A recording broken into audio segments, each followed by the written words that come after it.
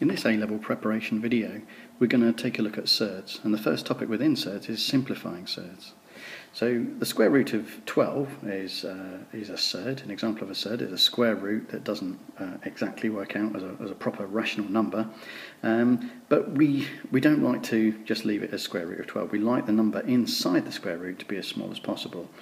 So what we're trying to do is seek out any factors of 12 which are square numbers, and obviously 4 is a factor of 12 and it's a square number. So the square root of 4 times 3 is the same as the square root of 12, and 4, being a square number, can be square rooted to 2. So root 12 becomes 2 times the square root of 3, and we can't factorise 3 down any further, so that is our simplified surd. Let's have a look at this example here then. So the square root of 32. Well, there are two square factors. We could go for the square root of 16 times 2, or we could go for the square root of 4 times 8. Generally speaking, it's better to go with the bigger square factors because, well, we'll take a quick look at what would have happened if we'd gone down this route later on. But first of all, let's look at what's happening here. So that's basically the square root of 16 is 4, and the square root of 2 is just root 2. But if we'd gone with our 4 times 8 option, we'd have ended up with the square root of 4 being 2 and the square root of 8 being root 8. But in this case, 8 itself has got some square factors. Well, it's got a square factor because 8 is 4 times 2 and 4 is a square number, and the square root of 4 is 2, so this is 2 times 2 times the square root of 2, which is equal to 4 root 2. So we get the same answer, it's just a slightly longer method. So the trick here is always, when you've got your answer to a simplified surd, just have another look at the surd that you've got left and see if you've got any more square factors that you can factorise out to get the very simplest simplified surd. The next aspect of surds we're going to look at is rationalising the denominator, or surds on your bottom equals bad. In other words, this is a surd, and the fact that we've got a surd on the denominator here is seen as being a bad thing, so we've got to try and get rid of it. Now, if I multiplied that by itself, so if I multiply root 7 by root 7, obviously that would give me an answer of 7. But unfortunately, I've now kind of messed up the number because I've multiplied by effectively something 1 over root 7. That's not the same fraction anymore. But if I multiply by root 7 over root 7 divided by root 7 is 1. So what I've effectively done is multiplied my fraction by 1. So I've just got an equivalent fraction. Well, that's exactly what we're looking for. This is equivalent to what we started off with, but there's no surds on the bottom. Or no surds in the denominator, so that denominator has been rationalised. Let's take a look at a slightly more complicated example where the denominator isn't just a simple surd, it's kind of got a combination of numbers. It's got a rational number take away a surd. I've bracketed it because that's actually quite an important step in the process, remembering that denominator has to stay together. Now, if you think back to your difference of two squares from GCSE, if I multiply 3 minus root 5 by 3 plus root 5, I get 3 times 3, which is 9. I get 3 times root 5, which is plus 3 root 5. I get minus 5 times 3, which is minus 3 root 5. And I get minus root 5 times plus root 5. Well, root 5 times root 5 is 5, and the negative times the positive is going to give me a negative. So my denominator now is going to have 3 root 5 take away 3 root 5. Those two things are going to cancel out, so I'm just going to be left with 9 take away 5, which is 4. But again, that's not the answer because I've actually just messed up my fraction here. I haven't got an equivalent fraction. If I've multiplied the denominator by 3 plus root 5, I've got to do the same to the numerator. And I would hang fire on actually multiplying that numerator out because what we've got here can actually be cancelled out a little bit. So my final answer is 3 plus root 5 over 2.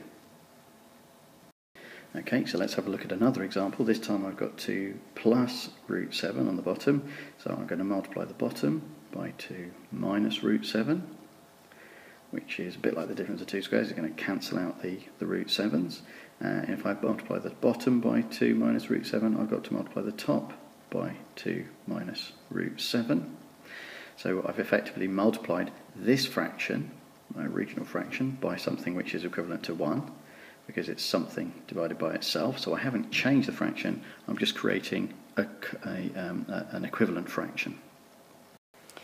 So there we go, multiply the top out, I've got 3 lots of 2 minus root 7, and on the bottom 2 times 2 is 4, 2 times minus 7 is minus 2 root 7, 2 lots of root 7 are plus 2 root 7, and minus root 7 times plus root 7 is minus 7. Again, minus 2 root 7, add 2 root 7, that's 0.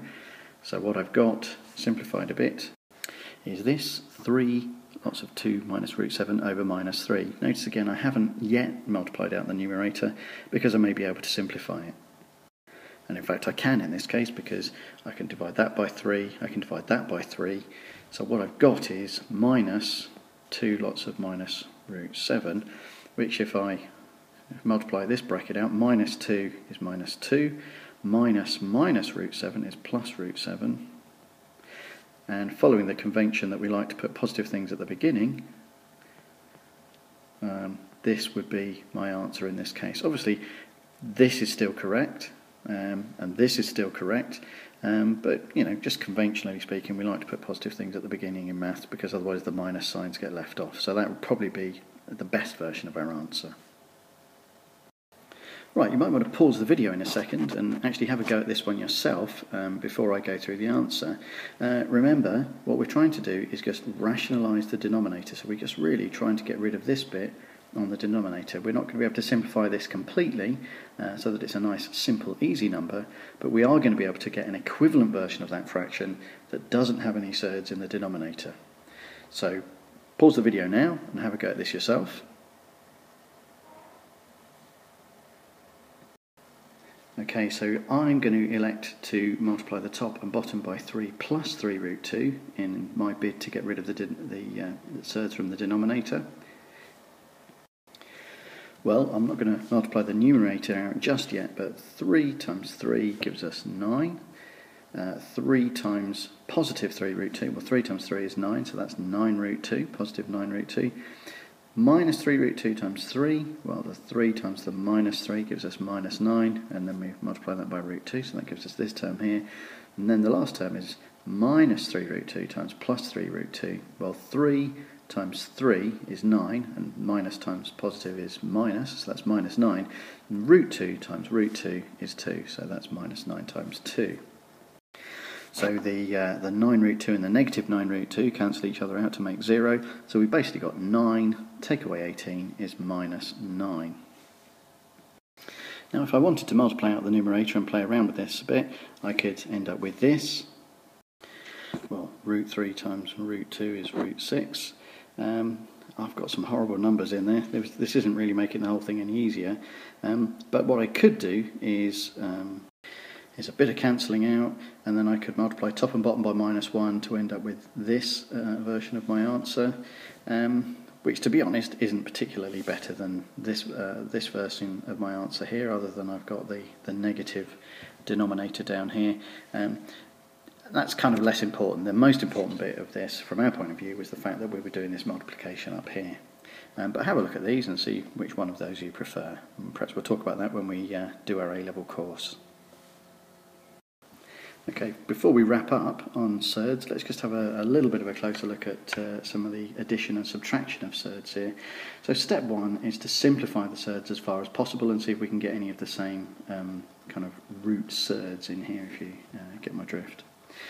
So let's simplify those surds first. So step 1 is to find the biggest square factor that we can find, and step 2 is then to actually square root those numbers. So 4 becomes 2 and 16 becomes 4, so we've got 16 times 2 is 4 root 2. 7 root 2 won't simplify any further. And the minus 3 lots of root of 4 times 2 is 3 lots of 2 root 2, which is obviously 6 root 2. So we've got 4 root 2's plus another 7 root 2's, that's 11 root 2's. Take away 6 of the root 2's, that's 5 root 2's. There's our answer. So let's take a quick look at this one, just as a very final thing before we go. It's, normal multiplication rules apply.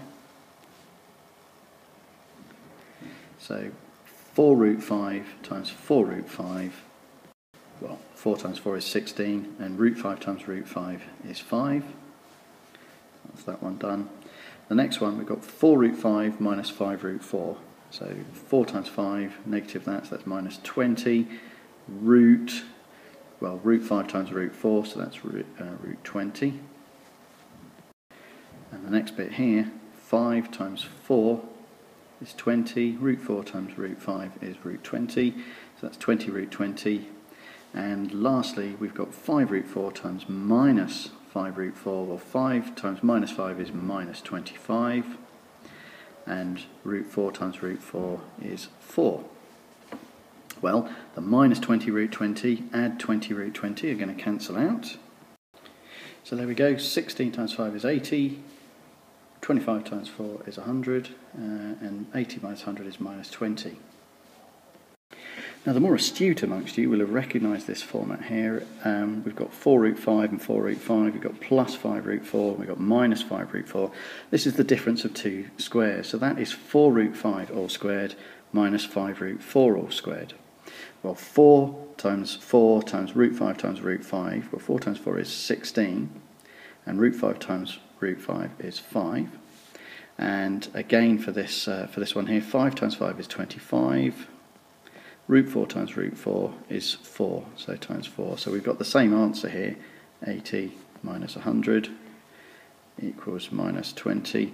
But with a bit less working out. So always look out for that sort of thing, the difference of two squares, all our little techniques that we learned in GCSE.